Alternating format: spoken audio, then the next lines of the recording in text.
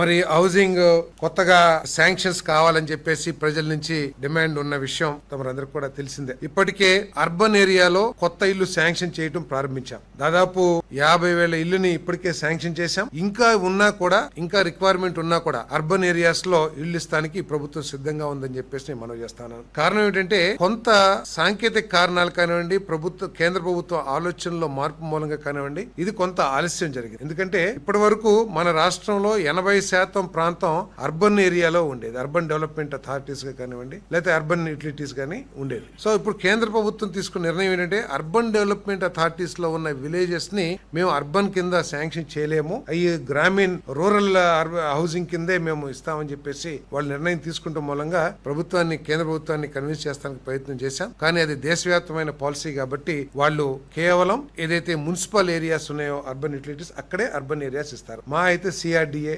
VMRDA, టుడా ఈ ప్రాంతాల్లో ఉన్న గ్రామాలనే అర్బన్ కింద తీసుకుని మిగతా అన్ని కూడా రూరల్ కింద శాంక్షన్ చేస్తానికి కేంద్ర ప్రభుత్వం నిర్ణయం తీసుకుందని చెప్పేసి మనం చేస్తాను. ఈ విషయంలో ముఖ్యమంత్రి గారి ప్రయత్నంతో పాటు ప్రత్యేకంగా మన పెమ్మసాని చంద్రశేఖర్ గారిని, మన రాష్ట్రానికి సంబంధించిన కేంద్ర మంత్రి రూరల్ డెవలప్మెంట్ శాఖ మార్చులు, వారికి నేను హౌసింగ్ డిపార్ట్మెంట్ నుంచి ప్రత్యేకంగా నేను ధన్యవాదాలు తెలియజేస్తా ఉన్నాను. నేను ఎందుకంటే ముఖ్యమంత్రి గారు, లోకేష్ గారు, పవన్ కళ్యాణ్ గారు వారు ప్రయత్నం ద్వారా కేంద్ర ప్రభుత్వం నిర్ణయం తీసుకుంది. కానీ ఈ నిర్ణయం త్వరలో రావడం కోసం పెమ్మసాని చంద్రశేఖర్ గారు చేసిన కృషి కూడా మరి చాలా అభినందనీయం అని చెప్పేసి కూడా నేను ఈ సందర్భంగా తెలియజేస్తా ఉన్నాను. ఇప్పటికే దాదాపు 4-5 లక్షలకు రిక్వెస్ట్లకు సంబంధించిన సమాచారం మా దగ్గర ఉంది. బెనిఫిషరీస్ డీటెయిల్స్ వాళ్ళందరినీ కూడా ఈ రూరల్ కింద అప్లోడ్ చేస్తానికి ప్రయత్నం చేస్తామని చెప్పేసి మనం చేస్తాను. మరి ఇది కేవలం వచ్చే నెల 5వ తారీఖు దాకానే ప్రత్యేకంగా మన రాష్ట్రానికి అనుమతి ఇచ్చారు కాబట్టి నేను హౌసింగ్ డిపార్ట్మెంట్ అధికారుల్ని, అదేవిధంగా గ్రామ సచివాలయాల్లో అధికారుల్ని, అదేవిధంగా రాజకీయ పార్టీల కార్యకర్తల్ని అందరినీ కూడా బెనిఫిషరీస్ ని